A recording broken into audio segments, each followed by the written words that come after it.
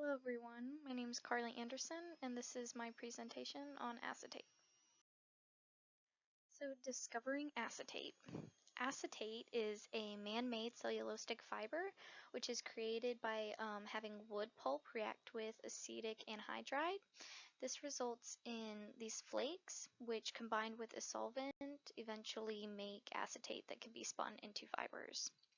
And while acetate was experimented in the early 1800s, it wasn't until 1905 when two chemists from Switzerland named Camille and Henry Dreyfus developed a way to commercially produce acetate. But they were not the first ones to produce it. The first ones to produce it was in 1923 when a British company called Celanese Limited ended up using it for commercial use. And they actually ended up calling the fiber Celanese. Original uses for acetate.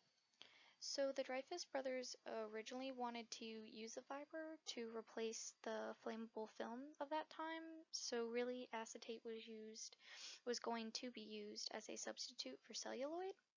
And oddly enough, they also wanted to use it for like toiletry articles with the idea that their product would not burn and it would be considered a luxury item because acetate is very soft.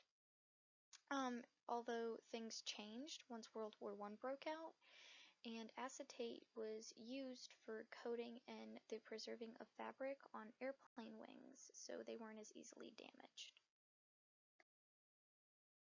Acetate in the US. So acetate was first spun in the US in 1924 and had multiple companies like Celanese, American Viscose, DuPont, and Eastman Kodak producing the fiber. Acetate was then officially trademarked in the US as Celanese in 1924 as well, and then other manufactured names for it are Aceal and Estron. And with so many US companies producing the fiber, the US ended up becoming the top producer of acetate. So why acetate? Acetate is silk's closest competitor because it's so similar. Acetate has a very similar drape and luster to silk. It also has a very soft feel. The only difference kind of between silk and acetate is the fact that acetate can be crimped. Because of this, it kind of made a desire for people to want acetate products with pleats. And then acetate also dyes very well. The colors really pop and it also keeps its color as well. It is a weaker fiber though, so it's usually combined with other fibers like polyester in garments just to make the actual product stronger.